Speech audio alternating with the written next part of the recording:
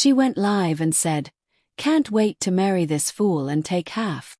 So I cancelled the wedding, Liv." Chapter 1. The live stream that ended everything. My name's Ethan, I'm 24, and I'm writing this in the spare bedroom of what was supposed to be our apartment, the one I shared with my ex-fiancée Leah. She's in the next room right now, sobbing, scrambling to do damage control. But it's too late. 2 hours ago, she destroyed our future in the dumbest, most public way imaginable. An Instagram live. Let me back up. Leah started dabbling in influencer stuff about a year ago. You know the type. Yoga pants, morning smoothies, tips for manifesting abundance. It started slow, maybe 200 followers, mostly people from her gym or hometown. But she took it seriously. Her content was clean, mostly fitness routines, journaling tips, and product reviews. A few months ago, her follower count started to spike.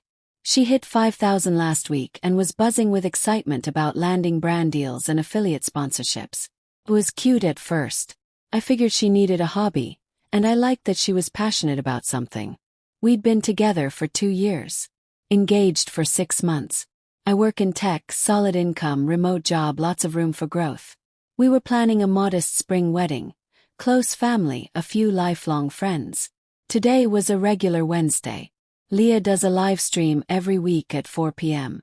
She set up her little ring light, put on her content face, and went live like usual.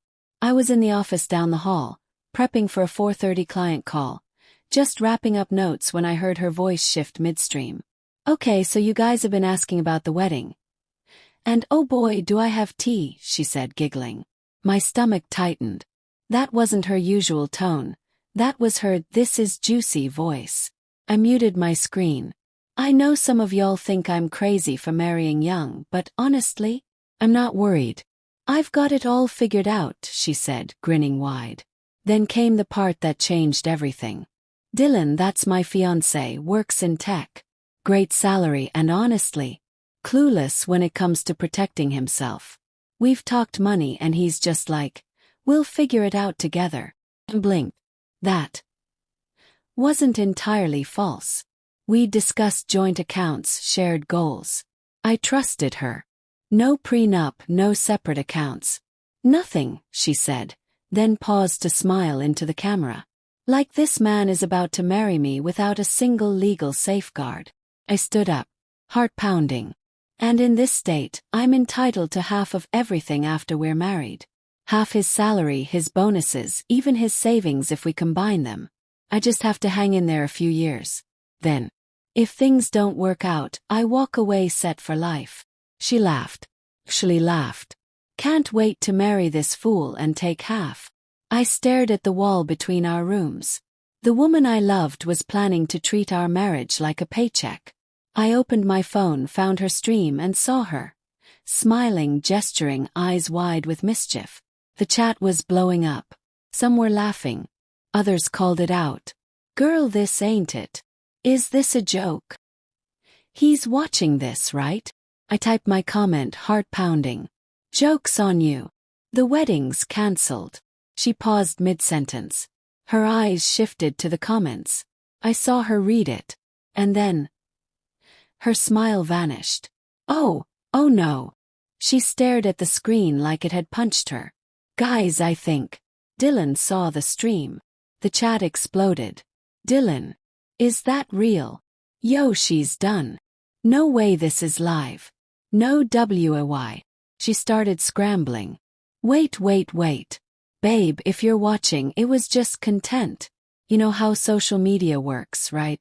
I was joking. Just playing it up for engagement." She fumbled for the phone. "Sorry guys, technical issues." And ended the stream.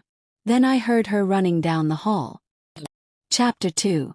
What's said can't be unsaid. "Dylan," she cried, rounding the corner. "Oh my God, it was just for the algorithm. You know I love you." I stood in the hallway, arms crossed. "You called me a fool," I said quietly. "And described how you'd exploit me financially." She waved her hands. "I was playing a character. People love the drama. Gets clicks. I wasn't serious. You researched divorce laws. You calculated how long you'd need to stay married to take half. That was, I don't know. I wanted to sound convincing. You know how fast people scroll if you don't hook them. I shook my head. Pack your stuff, Leah. Dylan, please. Don't throw away 2 years over one live stream. This wasn't a mistake. It was you showing me who you really are. She cried. Beg. Promise to delete it, apologize. You can't delete the internet, I told her. And you can't delete what I heard. Chapter 3, Fallout. The next few days were chaos. I cancelled the wedding. Lost some deposits, venue, caterer, photographer, about $8,000 total. But it was still cheaper than marrying someone who saw me as a bank account. By the weekend, screen recordings of her stream had hit TikTok and Instagram drama pages. One clip got captioned, "This is why prenups exist." The fallout was brutal. Her follower count dropped from 5,200 to under 900 in a week. The comments, merciless. Her first apology video tried to spin it as satire. Nobody bought it. The clip didn't feel satirical. It felt gleeful and real. Monday she tried turning it around on me. Dylan's always been really controlling about money, she told mutual friends. Problem was our friends knew me. They saw how I treated her. Her lies didn't stick. Tuesday her parents called. Her mom apologized.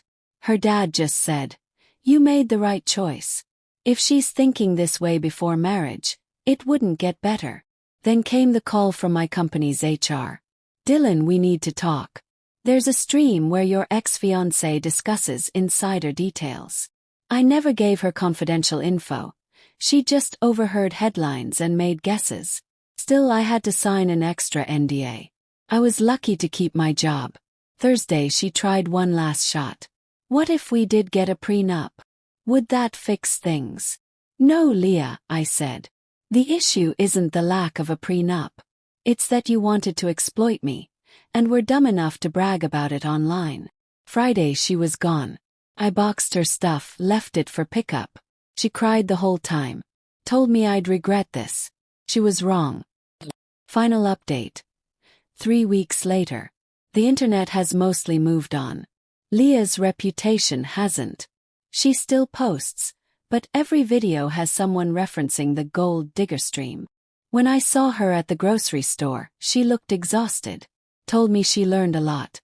But when I asked what she learned, her answer was, "I need to be more careful what I say online."